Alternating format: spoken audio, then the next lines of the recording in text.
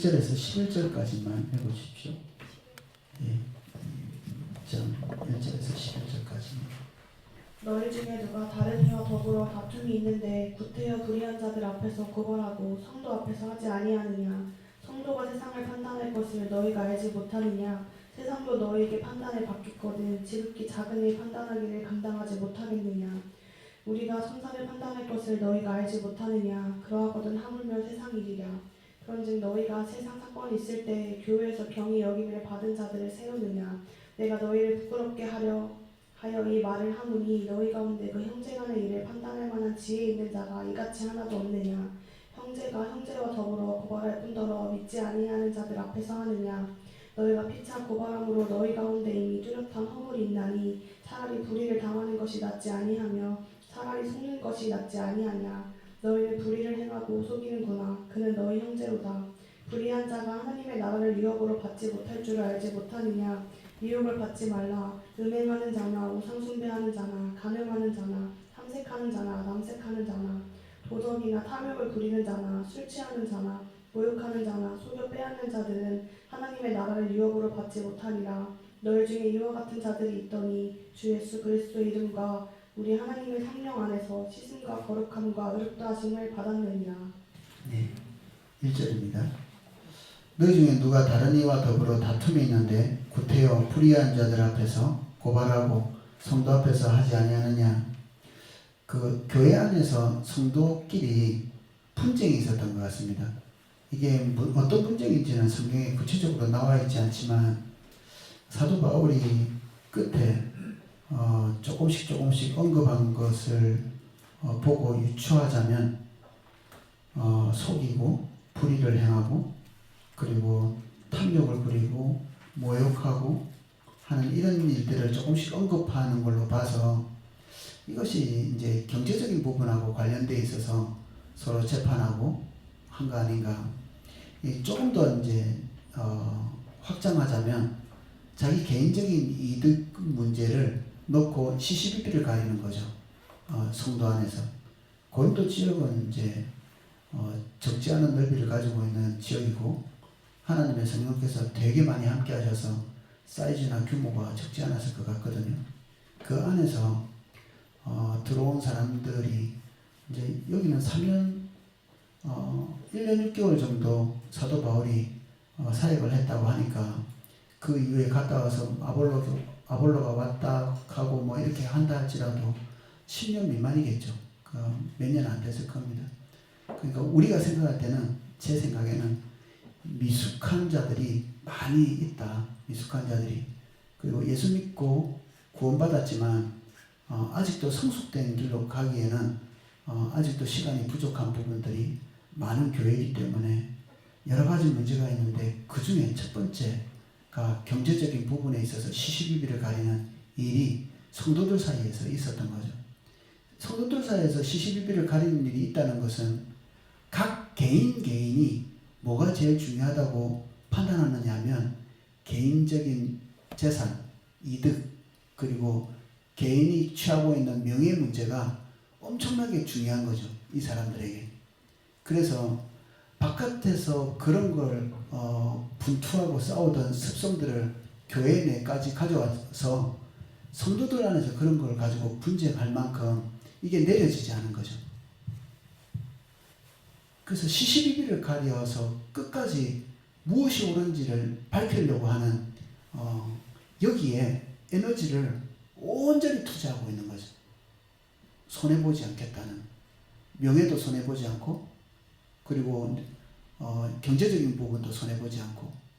그래서 이것이 누가 사기를 쳤는지 아니면 곱게 관계를 하다가 사정이 어려워져서 불가피 이렇게 됐는지는 알 수 없습니다.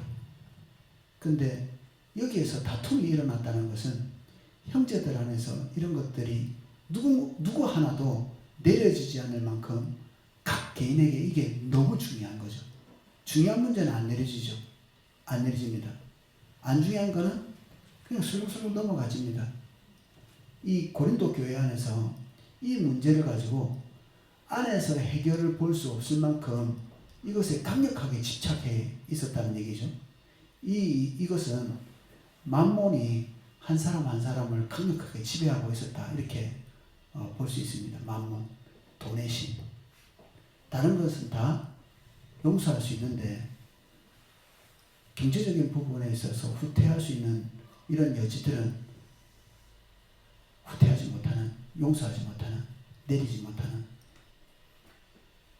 그래서 직장에서 뭔가를 결정할 때도 월급이 깎이는 일이 있으면 우리가 그 결정을 번복하지 못하고 뒤로 후퇴하지 못하고 수입이 늘어나야 되는데 줄어드는 방향으로 뭔가를 결정하지 못하죠.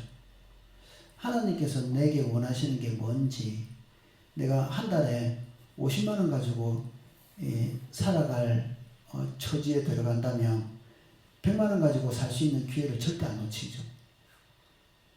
200만 원 가지고 살 수 있는 기회가 있다면 무슨 수를 쓰더라도 200만 원을 취하려고 하고 300만 원 가지고 살려고 한다면 그걸 무슨 일이 있더라도 그걸 포기하지 않는, 그게 앞으로 1년, 2년뿐 아니라 앞으로 한 10년쯤 그런 삶을 살아야 된다면 우리가 최우선적으로 결정하는 방향성은 돈을 많이 벌 수 있는 방향으로 이 방향을 이렇게 결정하는 거죠.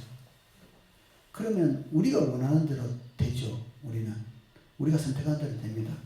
통장 안에 돈은 조금 많이 들어올 것인데 뭘로 치냐면 우리가 처음에 우선적으로 선택해야 될 하나님과의 관계, 주님이 우리에게 가장 소중히 여겨야 된다고 말씀하신 그 가치들은 희미해져 가죠.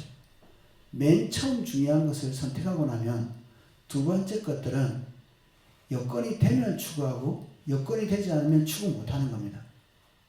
주님과의 관계가 중요하면 학점이 덜 나와도 주님과의 관계를 선택하겠죠. 돈을 조금 덜 벌어도 주님과의 관계를 선택하겠죠. 사람들로부터 지지도가 떨어져도 주님과의 관계를 선택하겠죠. 우리는 결정 앞에서 우리가 누구인지가 딱 드러나거든요. 결정 앞에서. 어린 사람은 어쩔 수 없습니다. 그거는 이제 시간이 지나야 되고 더 양육해야 되죠. 근데 시간이 많이 지났는데 우리가 예수 믿은 지 10년 지나고 20년 지났는데 어린 사람들하고 똑같은 결정을 하고 있다면 그거는 영원히 그렇게 살려고 방향을 잡은 겁니다. 영원히 그렇게 살려고 죽는 날까지. 어제 어떤 청년을 이제 예수님 영접시키고 기도하고 이제 기쁜 마음으로 뭐 할 말 있으면 해보라 했더니 목사님, 제가 예수님 믿고 이제 기도할 때 로또가 좀 걸렸으면 좋겠는데 그렇게 기도해도 됩니까? 물어보더라고. 진지하게. 야, 그거 걸려서 뭐 하게? 그러니까 사람들 앞에서 막 힘있게 막 지배하고 싶고 이렇다고 이렇게 얘기하더라고요. 그 청년은 이제 갓 예수님을 믿고 이제 세속적으로 가지고 있는 모든 것들을 고스란히 가지고 지금 현재 예수님을 믿는다고 이제 영접했죠. 어제 그 청년에게 뭔가를 안 가르쳤어요. 두고두고 배우자 이렇게 했죠. 왜? 이제 갓 예수 믿었는데 그 가치관을 가지고 있는 게 자연스럽지. 근데 1년, 2년, 3년, 10년, 20년인데 그 가치를 계속 가지고 있다. 뭔가 중대한 결정을 할 때마다 자기 경제적인 것, 자기 관계의 영향력, 명예, 입지 이런 것들에 의해서 뭔가를 결정하는 습성이 계속되고 있으면 그 사람은 주님을 따라가는데 정체를 겪고 있을 수밖에 없습니다. 정체. 못 가고 있는 겁니다. 시간은 계속 지나가죠. 1년차, 2년차, 10년차, 20년, 30년. 근데 결정하는 그 결정의 길목에서 그 사람의 최우선순위가 뭔지를 보면 이 사람이 성장하고 있는지 제자리 걸음 걷고 있는지 그걸 알 수 있죠. 한 주일간의 시간이 정해져 있죠. 우리는 24시간, 7일, 한 달. 돈도 우리가 무한정이지 않죠.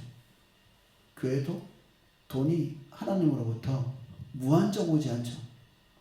그럼 우리가 뭐 해야 되죠? 하나님 어쨌든지 폭포수같이 돈을 쏟아부어 주십시오. 우리 통장이 가득 차게 해주십시오. 통장은 안 차죠, 원래. 하나님께서 필요한 만큼 주셨다면 우리가 무엇을 위해서 기도해야 되냐면 우선순위를 정해야 되는 겁니다. 우선순위. 무엇이 가장 중요한가? 교회 재정이 이렇게 들어왔어요. 이게 하나님이 교회 재정에 축복을 하시는 것 같아요. 저도 하나님이 우리 경제적인 부분들을 좀 축복하시는 것 같아요. 그래서 도저히 낼 수 없는 액수의 11조를 계속 내고 있거든요. 그러면 그게 무한정 쓸 수 있는 돈은 아니죠. 돈이 뭐 100만 원 들어오든 1000만 원 들어오든 그 돈을 가지고 무한정 우리가 원하는 걸 다 쓸 수 없기 때문에 이렇게 저렇게 우선순위를 매겨서 쓸 수밖에 없죠. 시간도 마찬가지고. 그러면 우리가 A4지 같은 데다가 이렇게 적어서 내가 어디에 가장 많은 에너지를 투자하고 돈을 투자하고 시간을 투자하고 있는지 이렇게 써볼 필요가 있습니다. 우리는 하나님 되게 사랑한다고 생각하거든요. 공부 못하는 학생의 특징이 뭐냐면 자기가 뭘 모르는지를 몰라요.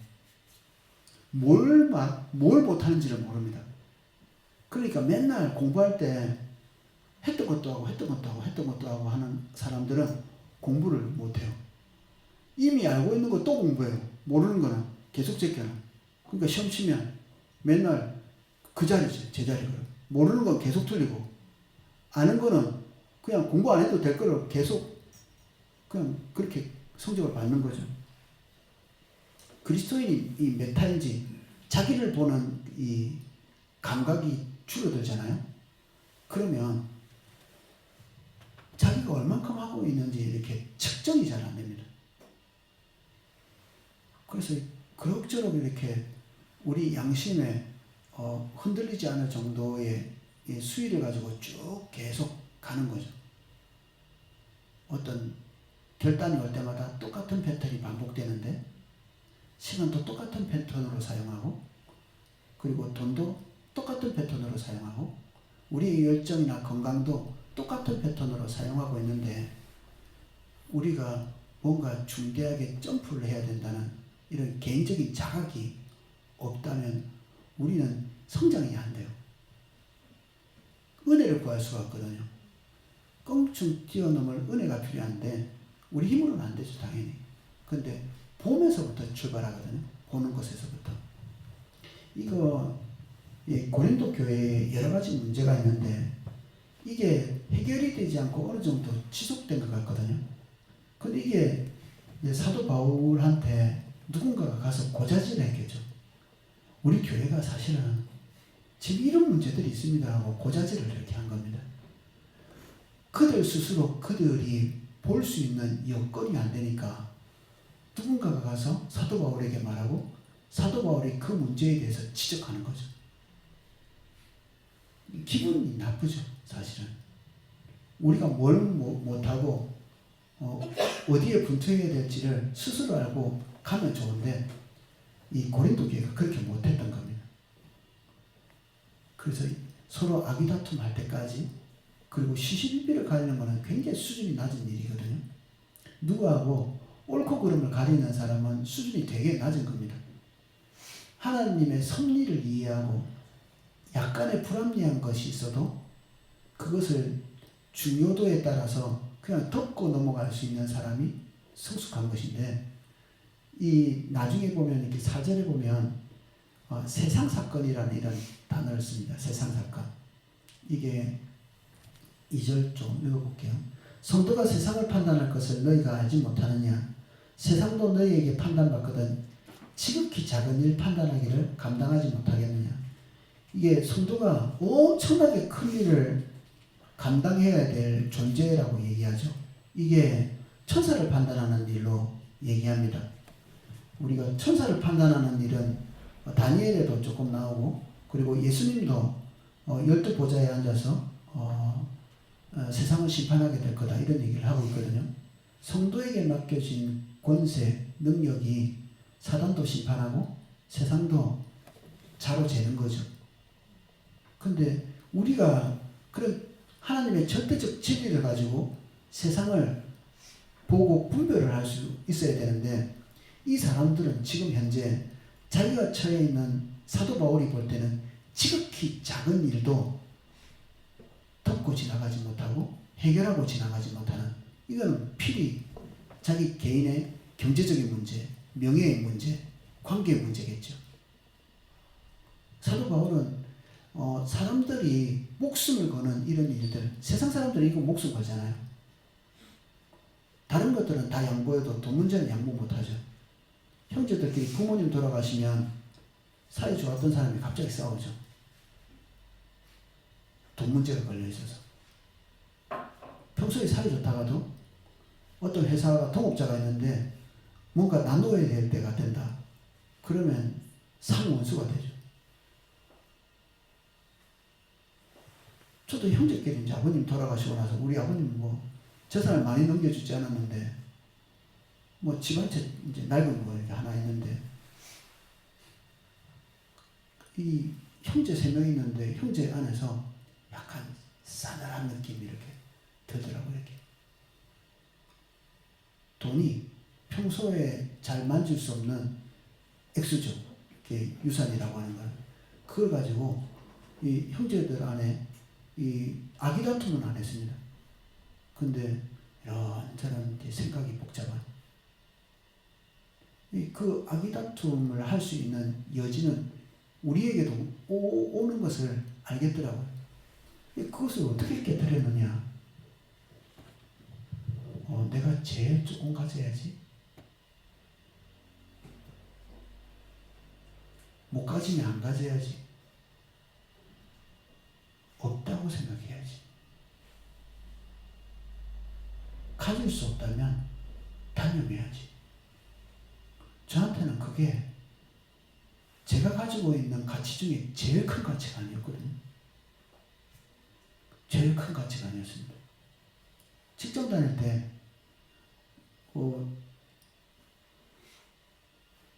제일 중요한 거는 주일성수. 학교 다니면서 학생이 제일 중요한 게 뭡니까? 성적일 수 있죠. 직장 다니는 사람은 월급 액수. 제가 직장 선택할 때 제일 중요하게 생각했던 거는 주님과의 관계를 훼손하지 않을 만큼의 여력을 주는가 나에게. 공부할 때 어느 시점이 되면 항상 그렇지는 않지만 하나님과의 관계를 후퇴해야 되는 시점이 올 수가 있죠. 진로를 결정할 때도. 2절은 그런 부분들을 큰 일이다 이렇게 얘기하지 않고 적게 보고 있습니다. 적게 본다는 말은 내가 혹시 여기에서 손해를 보는 한이 있더라도 그냥 지나갈 수 있는 거죠. 별것도 아닌 거죠. 별것도 아닌 겁니다. 진짜 중요한 것은 주님과 나와 가지고 있는 친밀함이 깨트려지는 거 아닌가. 그게 너무 중요하죠. 때로는 우리가 하나님 관점으로 생각하지 못하는 그 시점쯤에 하나님의 임재가 싹 거치는 걸 느끼시나요? 내가 어떤 사람이 원망하는 마음이 스르륵 들어올 때 저 사람이 나보다 더 많이 가지고 가고 불합리하게 내가 불평등한 취급을 받을 때 원망하는 마음이 쑥 올라오면 그것을 단념하기까지 내 안에 하나님의 임재가 스르륵 거치는 것을 느끼시나요?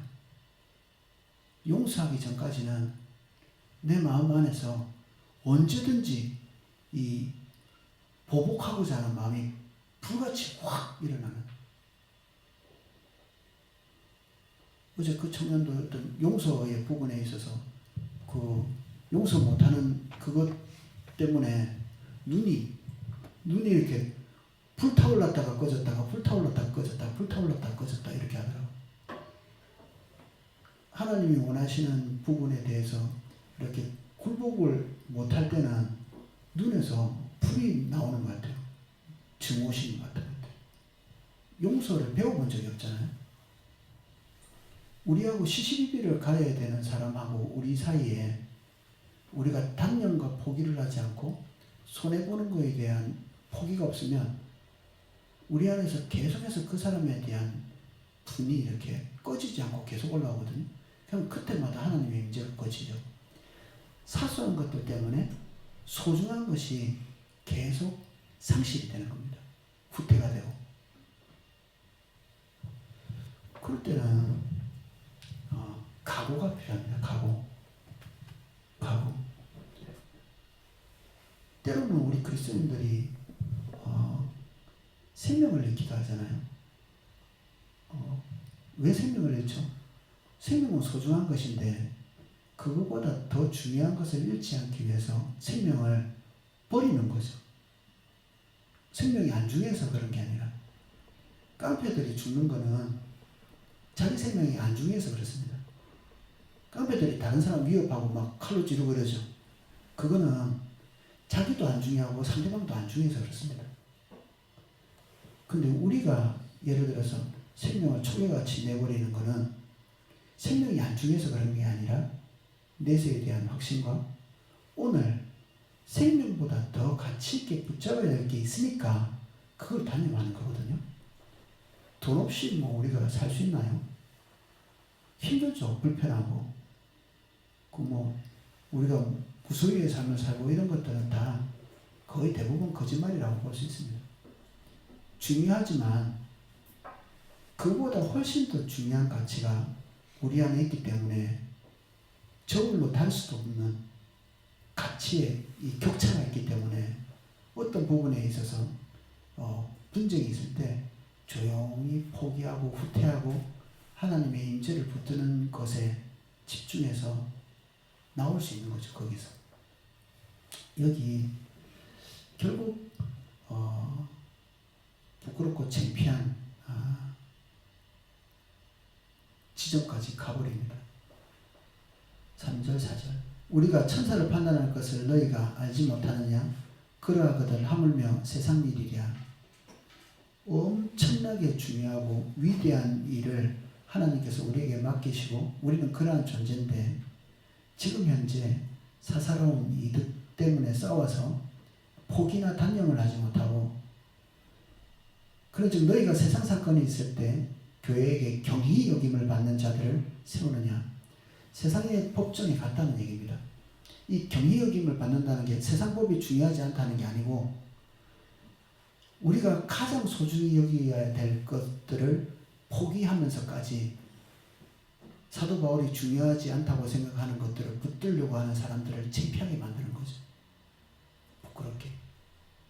나중에 보면 너희를 부끄럽게 하려고 이걸 쓴 게 아니다라고 얘기하지만 사실은 이 전체를 이렇게 보고 나면 사도 바울이 그들이 부끄러움을 좀 느껴줬으면 좋겠다 이런 생각을 하고 있는 게 역력하죠.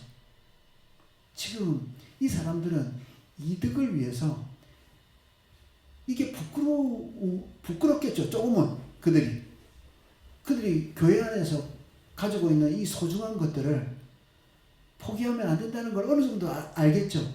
그런데 자기가 가지고 있는 이 이득이 너무 소중하기 때문에 세상 법정으로 간 겁니다.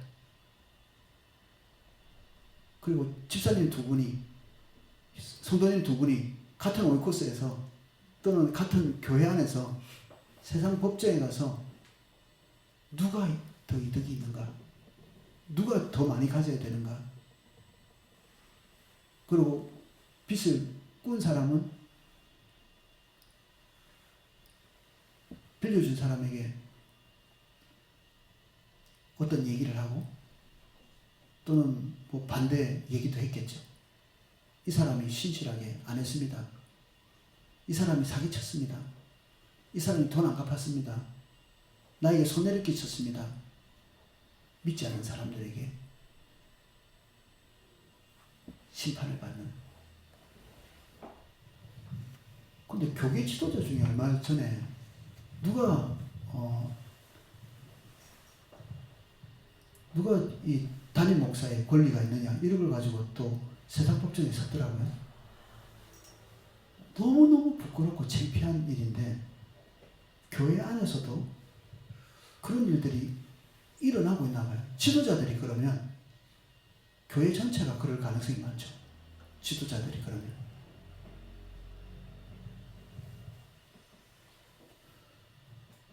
사도 바울이 세상 사람들에게 경히 여김을 받는 자 이렇게 표현했는데 이거는 세상 사람들을 가볍게 생각하는 이런 의미에서 그렇게 하지 않습니다. 지금 현재 이 상황에서 지금 그들이 소중한 것을 다 내팽개치고 거기 가서 이 문제를 가지고 서로 심판받으면서 재판받으면서 그들에게 받고 있는 수치스러움 이것들을 이게 포커스로 탁 집어내는 거죠.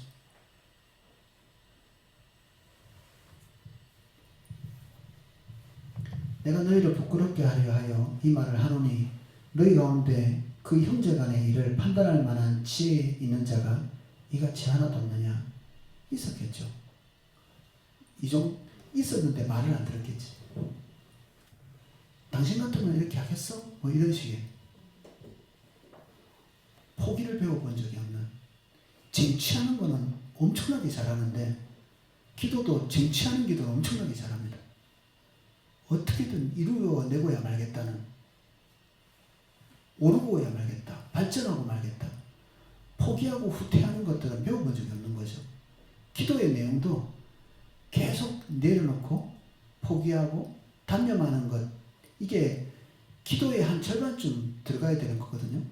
하나님의 뜻이 아닌 것들은 포기, 단념, 이게 기도 중에 일어나야 되는 일이죠. 근데 포기, 단념은 없고 자기가 처음 목표한 것들을 달성하기 위해서 눈을 감고 기도하는 거예요. 눈을 감고 기도하는 거. 눈을 감고 기도한다는 말은 주님 안 보고 기도한다는 얘기입니다. 하나님의 뜻을 살피지 않고 기도하는 거예요. 내 뜻에 완전히 함몰되어 가지고 내 목표에 함몰되어서 내가 처음 봤던 것에 이렇게 깊이 들어가서 수정할 수 있는 여지가 없이 기도를 그렇게 하는 거죠. 초진관, 바뀔 수 있는 여지가 별로 없는,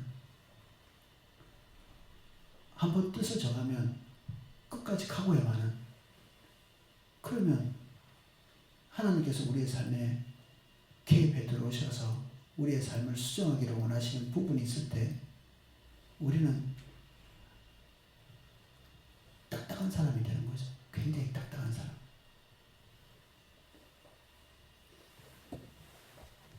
형제가 형제와 더불어 고발할 뿐더러 믿지 않는 자들 앞에서 하느냐. 서로 시시비비를 가리는 것도 나쁜 일이고, 그리고 수준이 떨어지는 일인데 이거를 믿지 않는 자와 앞에서 시시비비를 가리고 있는 거죠. 이거는 눈이 완전히 멀어버린 겁니다. 예수 그리스도의 안에서 있는 소중한 가치에 대해서는 조금도 생각할 여지가 없는, 처음에는 있었겠죠. 근데 문제가 계속 안 풀리니까 보통 우리는 처음에는 견딥니다. 손에 조금 보는 거.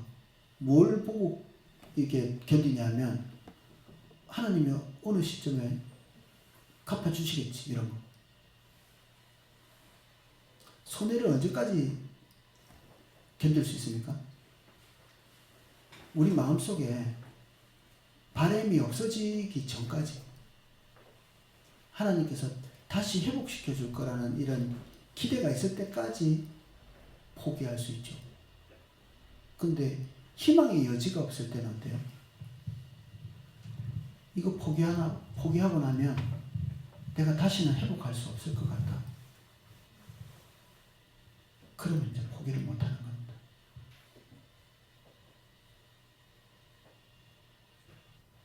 영원히 단념해야 세상 법정까지 안 갈 수 있습니다.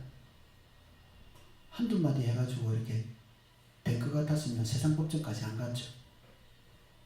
한 사람이라도 예수 그리스도를 위해서 단념하고 포기할 수 있었으면 세상 법정까지 안 갔겠죠. 둘 다 포기하고 단념할 수 없었기 때문에 세상 법정까지 갔겠죠. 아마 어떤 사람은 이겼을 거고 어떤 사람은 거기서 손해를 봤겠죠. 근데 사도 바울은 어떤 사람이 승리하고 어떤 사람이 패배했다고 얘기하지 않고 둘 다 패배했다고 얘기합니다. 너희가 피차 고발함으로 너희 가운데 이미 뚜렷한 허물이 있나니 차라리 불의를 당하는 것이 낫지 아니하며 차라리 속는 것이 낫지 아니하냐. 사도 바울이 얼마나 답답하고 마음이 힘들었으면 차라리 누구 하나라도 손해 좀 보지, 후퇴 좀 하지, 단념 좀 하지, 이런 일까지 갈 때까지 포기와 단념을 안 했냐 이렇게 하죠. 속이 막 이렇게 오그라드는 거죠. 이렇게 부끄럽고 창피하고. 사도 바울이 자기 자식이잖아요. 이 고린도 교회가 자기 자식이 나가서 이렇게 부끄럽고 창피한 일을 하고 나면 부모가 참기 힘들죠. 생각만 해도 자꾸만 이렇게 오그라들고. 사도 바울은 이 교회에서 뭘 가르쳤을까요?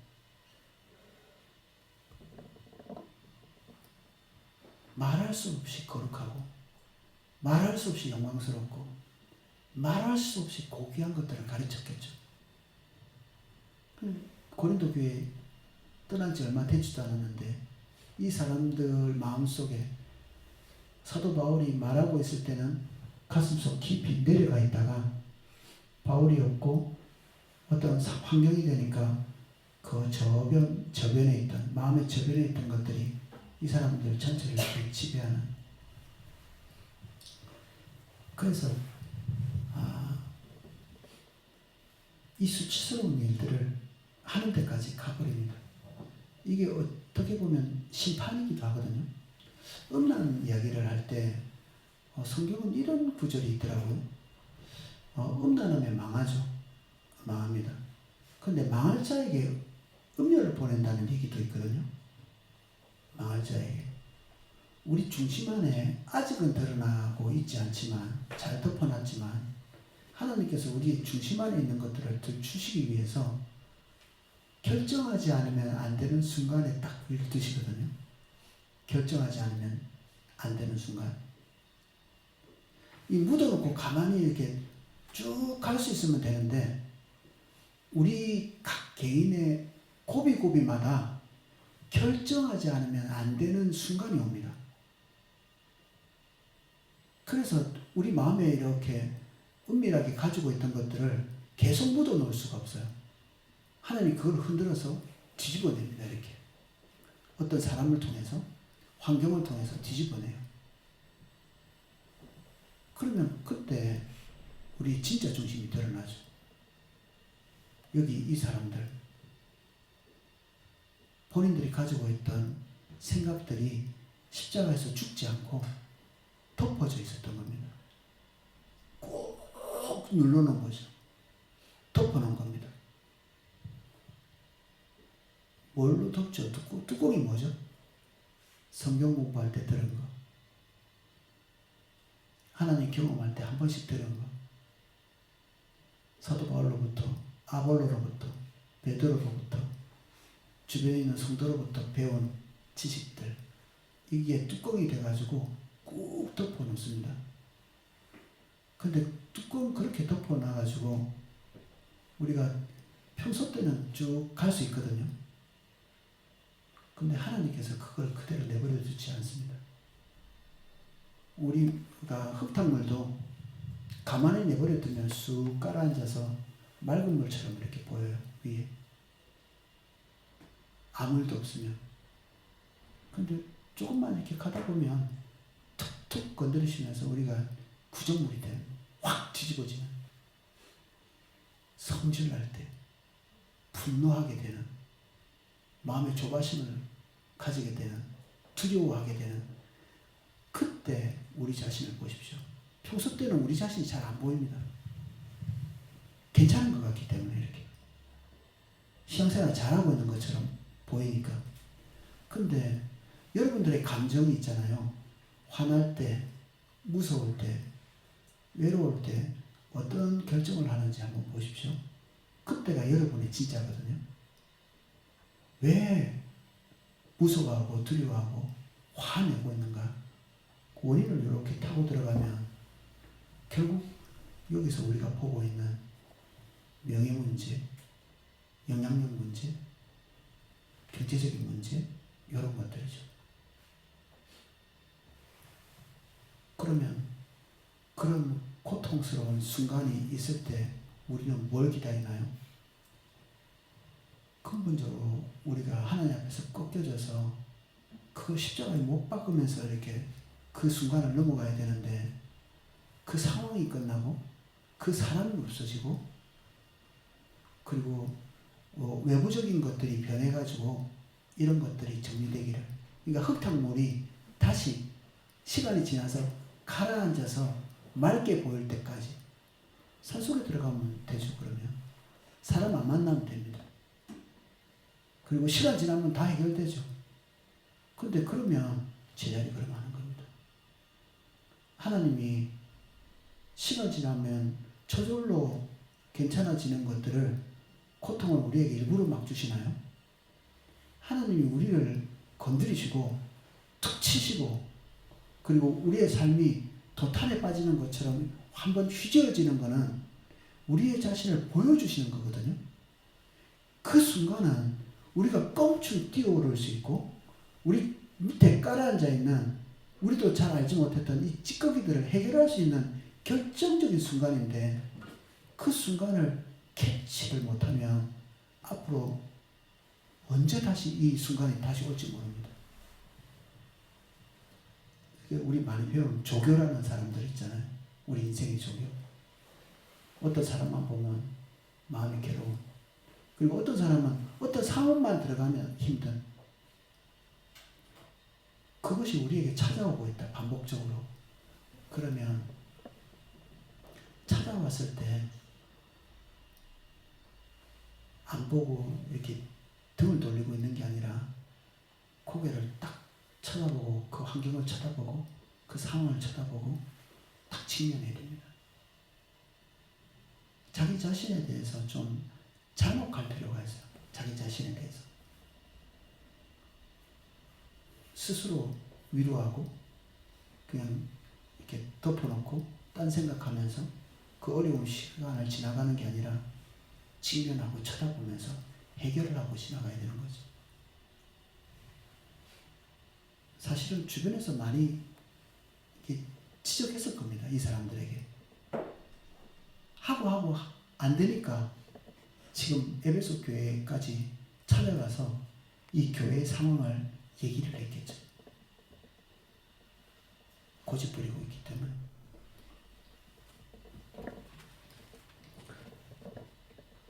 불의한 자가 하나님의 나라를 유업으로 받지 못할 줄 알지 못하느냐. 미혹받지 말라. 음행하는 자나 우상 숭배하는 자나 간음하는 자나 탐색하는 자나 남색하는 자나 도적이나 탐욕을 부리는 자나 술 취하는 자나 모욕하는 자나 속여서 빼앗는 자들은 하나님의 나라를 유업으로 받지 못하리라. 하나님의 나라가 뭐죠?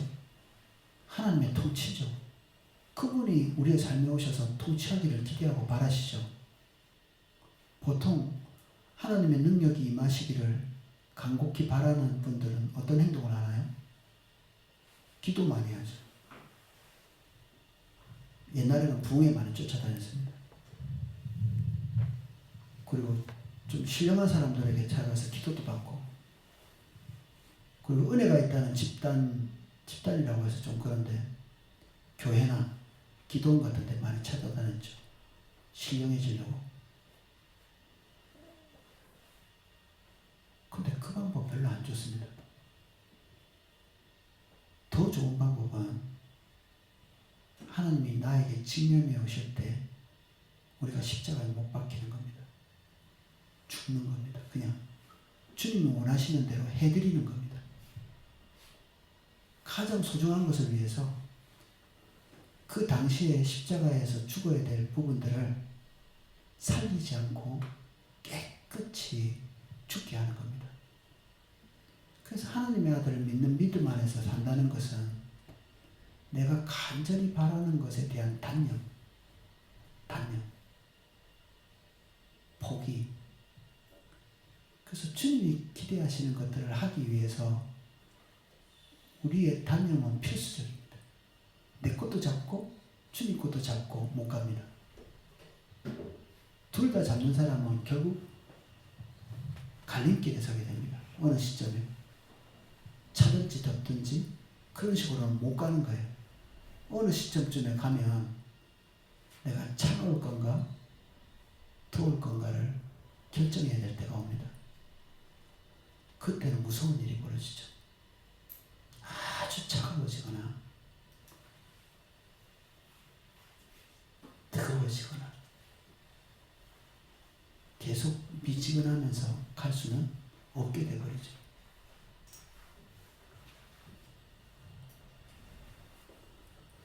여기 고린도 교회 성도들은 불의를 행하고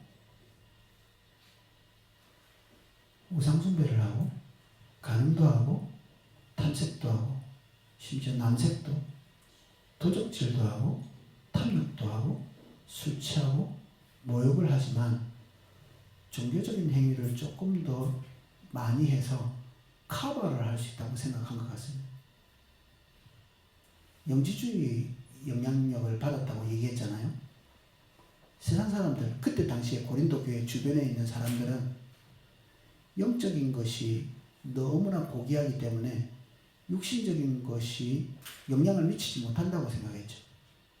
조금 죄 짓는다고 또는 이런 결정을 한다고 우리가 영적인 것을 잃어버리지 않는다고 생각한 이 가치들이 교회 안에 들어와서 우리가 자유하지 않냐 이런 얘기를 하거든요. 자유.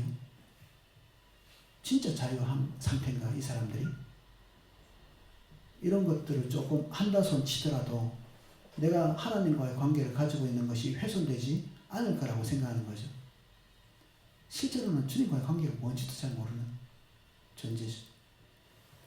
우리는 자유라는 말이 우리가 죄를 짓는 것에 대한 하나님의 관용 안에서 자유라는 말을 쓰거든요. 종종 죄를 지을 수 있지 이렇게 너무 빡빡하게 살지 않는 거룩함을 살짝 벗어나도 내가 구원과 하나님의 은혜를 입는 데서 별 큰 문제가 없다고 생각하는 의미로서 자유를 씁니다. 자유. 내가 자유합니다. 이렇게. 실제로 성경에서 이렇게 반복해서 얘기하고 있는 이 자유는 내 뜻을 단념할 수 있는 자유. 포기할 수 있는 자유. 그게 매이면 자유롭지 않거든요. 경제적인 부분, 내 명예에 집착하는 것, 쾌락에 집착하고 스마트폰을 계속 볼 수밖에 없는 인성을 가지고 있으면 스마트폰에 노예가 되어 있는 거거든요. 자유는 뭐냐면 그거를 보면서도 하나님과의 관계가 계속 이어진다고 믿는 게 자유가 아니고 이것을 안 할 수 있는 그런 인성이 되는 게 그게 자유로운 겁니다. 경제적인 부분이 나에게 뭐 어떻게 하든지 간에 하나님과의 관계를 훼손시키지 않는다고 이렇게 생각하는 게 자유가 아니고 때로는 하나님을 붙들기 위해서 이 부분들을 단념할 수 있는 마음을 거기서 거두어낼 수 있는 게 이게 자유죠.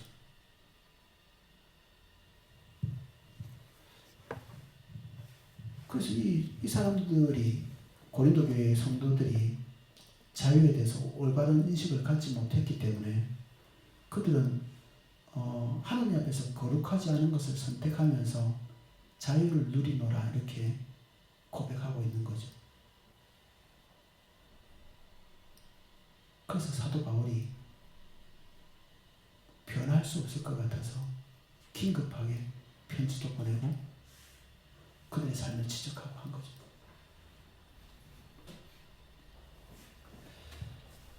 너희 중에 이와 같은 자들이 있더니 주 예수 그리스도의 이름과 우리 하나님의 성령 안에서 씻음과 거룩함과 의롭다 하심을 받았느니라. 우리가 이전에는 이렇게 사는 것이 합당했는데 지금은 안 돼라고 선을 쭉 긋고 있죠. 너희들은 그렇게 살면 안 되는 그 경계선을 넘어왔어. 이제 더 이상 그렇게 살 수 없어. 끝이야. 근데 계속해서 그렇게 산다고? 하나님의 나라를 유업으로 받지 못할 거야. 손을 딱 긋죠. 지옥 간다는 얘기? 아니죠. 이것도 너무 슬픕니다. 지옥 가는 거 말고는 무서운 게 없는 사람. 이게 너무 슬픈 것 같아요. 그리스도인이 지옥 가는 거 외에 슬픈 일이 없어요. 하나님 나라의 그 풍성함, 위대함, 영광스러움, 이게 얼마나 큰 건데 그거를 손해보고 놓치는 것을 아까워하지 않는다? 우리가 앞으로 10년, 20년, 30년 살 가능성이 많잖아요. 이 기간 동안에 하나님이 얼마나 더 영광스럽게 우리의 삶을 지배하실 수 있는지 이것을 놓치는 것에 대해서 이게 가볍게 생각하는 고린도 교회 성도들을 통해서 하나님이 하려고 하는 위대한 일, 거룩한 일, 영광스러운 일들이 아직도 남아있는데도 불구하고 그들이 그러한 것들을 손해보는 것을 생각을 안 하는, 경제적인 부분을 획득할 수 있다면 끝까지 그렇게 생각하는, 그러면서 아마 그들은 이런 생각도 했을 겁니다. 지옥 안 가면 되지 뭐 정도? 그런 생각을 했을 수도 있죠. 우리가 돈 100만 원 이런 것도 마음이 쓰이죠. 기름값 오르니까 그 싼 주유소 놓친 것도 마음이 아쉽더라고요. 아, 아까 그 주유소가 싼 주유소였는데. 근데 어떨 때는 하나님이 굳이 경제적인 것들을 통과하게 하실 때가 있더라고요. 보통은 제 삶에 하나님께서 경제적으로 손해보는 일이 거의 없게 하십니다. 어느 날 제가 어떤 분 신방을 갔는데 그분을 신방하고 나왔더니 커피값보다 주차비가 더 많이 나왔더라고요. 한 번은 주차비가 28,000원인가 그때 뭐 빠듯하죠 항상. 그리고 한 번은 딱지도 끊기고. 근데 이런 손해를 보는 순간에 하나님이 손해봤다 이게 문제가 아니라 제일 먼저 제가 습관이 뭐냐면 내가 하나님께 뭐 잘못했나? 이런 생각을 먼저 하게 되는 그때까지만 해도. 근데 하나님이 그때 뭘 말씀하셨냐면 이 정도 손해 볼 수 없어? 한 영혼을 살리는 일인데 딱지? 그거 좀 감수할 수 없어? 그리고 그 주차비 한 3만 원 못 내? 하나님이 그때 저에게 그런 말씀을 하시면서 그때부터는 경제적인 부분에 있어서 새로운 훈련을 받게 되더라고요. 우리가 뭐 콩나물 하나도 싼 집에 가는 이런 습성을 가지고 있잖아요. 근데 때로는 굳이 비싸게, 굳이 조금씩 손해를 계속 보면서 하나님의 것을 붙드는 습성을 가져야 됩니다. 우리가 경제적인 것이 가장 중요하기 때문에 자동 반사적으로 그냥 그것을 선택하면 학점 더 받는 게 제일 중요하면 자동 반사적으로 어떤 일이 있을 때 그것부터 선택하는 학생들 같은 경우에 사람들이 그럴듯하게 여기는 진로가 있다면 자동 반사적으로 그걸 선택해서 진로를 결정하는. 그러면 진로가 우리의 주인이고 그 하루에 조금 아낀 돈 그게 우리의 주인이고 우리의 시간이 주인이고 우리의 학점이 주인이고. 근데 그게 고집스럽게 되면 이렇게 됩니다. 이렇게. 근데 이것도 훈련입니다. 이런 결정, 하나님의 것을 놓는 결정을 해버리면 나중에 하나님의 중대한 것도 놔버립니다. 작은 거 하나하나를 놔버리면 자기 것 작은 것 하나를 단련 못 하잖아요. 나중에는 진짜 하나님의 것을 절대로 놓치지 말아야 될 순간에 자기 것을 붙드느라고 그것을 놓아버립니다. 수습이 안 됩니다. 그때는.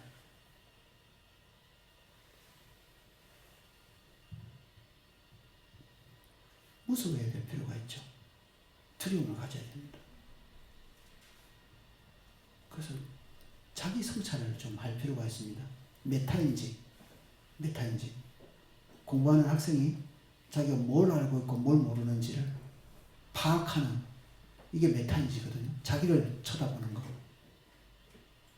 자기가 누구인지를 보는 거, 지금 어떤 결정을 왜 하고 있는지를 보는 거, 지금 이 상태가 쭉 유지되고 있는 이게 지금 잘 가고 있는 건지 교정을 해야 되는 건지 자기 자신을 쳐다보는 거, 이 능력이 우리를 성숙으로 갈 수 있는 은혜를 구하게 만듭니다.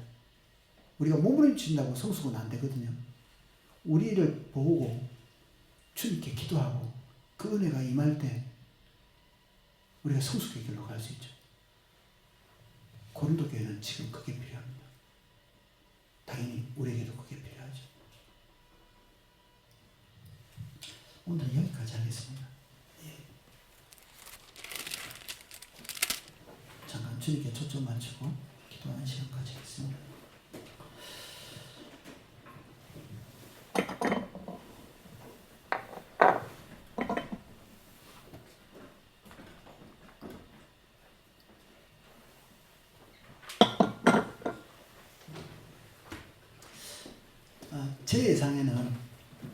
제 예상에는 여러분들보다 훨씬 미숙한 사람들이 여기 좀 많이 올 것 같아요. 그 사람들 그러면 우리가 볼 때는 조금 탐욕스럽고 뭐